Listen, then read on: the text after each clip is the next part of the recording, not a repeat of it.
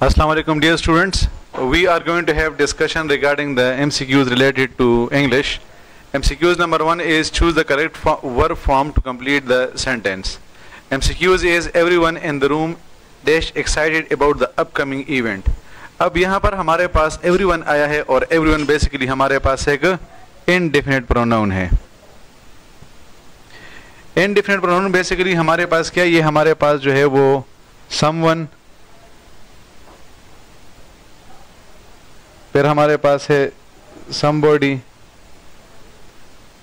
इस तरह इसमें हमारे पास आ जाएगा something, फिर आप इसमें लगा लेंगे everyone, everybody, everything, anyone, anybody, anything, no one, nobody, nothing, and one. These 13 are basically indefinite pronouns, and whenever indefinite pronoun is used, we have to use singular form of verb with it. That is why the correct option is everyone in the room is excited about the upcoming event. MCQs number 2. The team of scientists dash conducting research on climate. देखिए dear students, यहाँ पर ये of हमारे पास आया है, तो of basically हमारे पास एक प्रीपोजिशन है. अब रूल ये है कि एक नाउन प्रीपोजिशन से पहले आता है, जो पहले आता है हम उसे फर्स्ट नाउन कहते हैं, और एक नाउन प्रीपोजिशन के बाद आता है, जो प्रीपोजिशन के बाद आता है हम उसे सेकंड नाउन कहते हैं.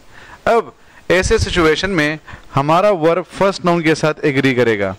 अगर फर्स्ट नाउन हमारे पास सिंगुलर होगा तो उसके साथ सिंगुलर फॉर्म ऑफ वर्ब आएगा, और अगर फर्स्ट नाउन हमारे पास प्लूरल होगा तो उसके साथ प्लूरल फॉर्म ऑफ वर्ब आएगा. अब चूंकि यहाँ पर हमारे पास आए है द टीम हमारे पास सिंगुलर है, इस वजह से इसके साथ सिंगुलर फॉर्म ऑफ वर्ब आएगा, तो ये होगा the team of scientist is conducting research on climate change. फिर हमारे पास है MCQs number 3, my family and आई. जब हमारे पास एंड आ जाए और एंड से पहले और एंड के बाद हमारे पास डिफरेंट नाउन्स आए हैं या प्रोनाउंस आए हैं, यानी माई फैमिली हमारे पास यहाँ पर एक नाउन है और आई हमारे पास दूसरा नाउन या प्रोनाउन हो गया, तो जब एंड आ जाए और उसमें टू नाउन्स आ जाए और ये दोनों नाउन्स हमने मुख्तलिफ इंसानों के लिए इस्तेमाल किए हो, तो फिर हम उसके साथ प्लूरल फॉर्म ऑफ वर्ब लगाएंगे. असल में आप ये कहते कि माई फैमिली एंड आई, तो हम कह सकते कि बोथ. तो जब भी बोथ आता है, रिमेंबर डियर स्टूडेंट्स, आप इसके साथ प्लूरल फॉर्म ऑफ वर्ब लगाएंगे, तो इसमें हमारे पास जो राइट ऑप्शन होगा that is are. My family and I are going on vacation next week. MCQs number 4, neither the cat nor the dog. हमारे पास जब ये 5 कंजंक्शंस आते हैं, नाइदर,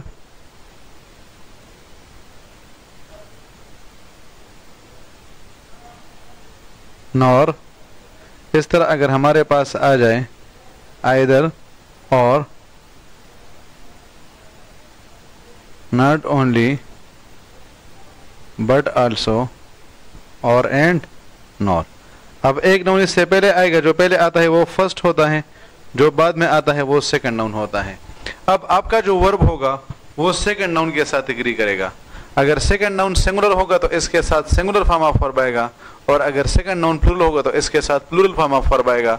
द डॉग चूंकि ये सिंगुलर है इस वजह से इसके साथ इज आएगा. फिर नेक्स्ट हमारे पास है MCQs number 5. Each of the students dash their homework diligently. जब भी सेंटेंस के स्टार्ट में ये वाले वर्ड्स आ जाए, one, none, each, every, either, neither और वन, और इसके बाद दूसरा वर्ड आया हो ऑफ. अब इसके बाद जो तीसरा वर्ड होगा वो होगा नाउन, और आपने उसका नाउन का प्लूरल फॉर्म लगाना है, और फिर चौथा वर्ड होगा वर्ब, आपने उस वर्ब का सिंगुलर फॉर्म यूज करना है. तो ईच आया है, उसके बाद ऑफ आया है. अब आप देखिए नाउन को, तो नाउन हमारे पास क्या आया है, नाउन हमारे पास जो है वो यहाँ पर प्लूरल आया है, लेकिन वर्ब हमारे पास सिंगुलर आएगा, तो यहाँ पर इस वजह से हमारे पास राइट ऑप्शन होगा does. MCQs number 185. The team of the players are practising diligently. अब ये हमारे पास गलत होगा, क्योंकि द टीम हमारे पास सिंगुलर है, तो इसके साथ आर नहीं बल्कि इज आना चाहिए. Neither the cat nor the dog, were नहीं होगा बल्कि वाज होगा, क्योंकि डॉग हमारे पास सिंगुलर है. Every student in the class. अब एवरी और ईच जिस तरह हमने पहले कहा कि जब भी ये आता है तो हम उसके साथ हैज लगाते हैं, हैव नहीं लगाते. सो और लास्ट हमारे पास होगा the book on the shelf. The book on the shelf is interesting, ये वाला हमारे पास इसमें ठीक होगा. So the right option is option D. MCQs number 7. Which sentence uses the indefinite article correctly. जिस तरह के आपको पता है कि आर्टिकल के हमारे पास 2 टाइप है, एक है डेफिनेट, दूसरा है इनडेफिनेट। इनडेफिनेट आर्टिकल को हम यूज करते हैं कॉमन नाउन के साथ। अब कॉमन नाउन में एक हमारे पास ए है और दूसरा हमारे पास एन है। ए को यूज किया जाता है वावल साउंड के साथ और एन को यूज किया जाता है कंसोनेंट साउंड के साथ। आई हैव एन एप्पल, इसमें राइट ऑप्शन होगा क्योंकि एप्पल हमारे पास यहाँ पर कंसोनेंट साउंड है। So the right option is option A. फिर नेक्स्ट एमसीक्यू नंबर 8 है, when should you use the definite article the before any noun. ये गलत होगा क्योंकि हर एक नाउन से पहले हम आर्टिकल को यूज नहीं कर सकते हैं। Before a specific noun both the speaker and listener know. तो इसमें हमारे पास ये वाला जो ऑप्शन होगा ये ठीक होगा। जब भी हम किसी कॉमन नाउन को स्पेसिफाई करना चाहते हैं तो उसको स्पेसिफाई करने के लिए हम डेफिनेट आर्टिकल यानी आर्टिकल द को यूज करते हैं। तो इसमें राइट ऑप्शन होगा option B. MCQs number 9, which sentence is correct, he is a teacher. तो टीचर हमारे पास कॉमन नाउन है। जब भी कॉमन नाउन आता है रिमेंबर डियर स्टूडेंट्स कि आप इसके साथ आर्टिकल को जरूर यूज करेंगे। और कौन सा आर्टिकल यूज करेंगे, तो आप इनडेफिनेट आर्टिकल को यूज करेंगे। एमसीक्यूज नंबर ए इसमें ठीक होगा। ऑप्शन बी इस वजह से गलत है क्योंकि हमने द लगाया है और कॉमन नाउन के साथ डेफिनेट आर्टिकल नहीं आता। और नंबर 3 तो इस वजह से गलत है क्योंकि हमने कॉमन नाउन के साथ आर्टिकल ही नहीं लगाया। MCQs number 10, when should you omit articles before any noun. तो नहीं, ये तो गलत होगा। Before proper nouns. और तीसरा हमारे पास होगा before countable nouns in general statement. तो इसमें जो राइट ऑप्शन होगा ऑप्शन सी। जब याद रखिए कि हम आर्टिकल्स को क्या करते हैं, हम आर्टिकल्स को स्पेसिफाई करने के लिए यूज करते हैं क्योंकि यहाँ पर हम जनरलाइज कर रहे हैं, इस वजह से इसमें जो राइट ऑप्शन होगा that is option C. MCQs number next, I am going dash vacation next week. हमारे पास जब वेकेशन आता है और हम वीक की बात करते हैं, वीक की, तो हम उसके साथ क्या करते हैं, हम उसके साथ ऑन लगाते हैं। That is why the right option is option B. She is allergic dash cats. हम एलर्जिक टू समथिंग होते हैं, सही है, एलर्जिक टू।